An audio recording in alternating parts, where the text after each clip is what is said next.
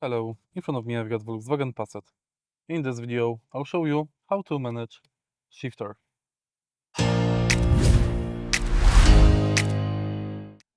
In the beginning, take a look in the center of the car.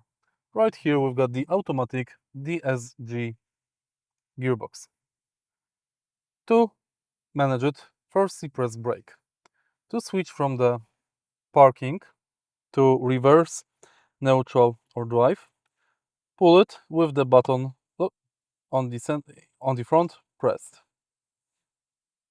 Now, when we are in drive mode, we can select sport mode by pushing shifter to the right. Now you can change gears manually by pressing paddles behind the steering wheel or by pushing the shifter forward backwards.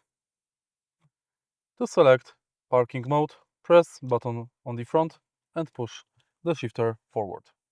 If you find this video helpful, please leave like, comment and subscribe.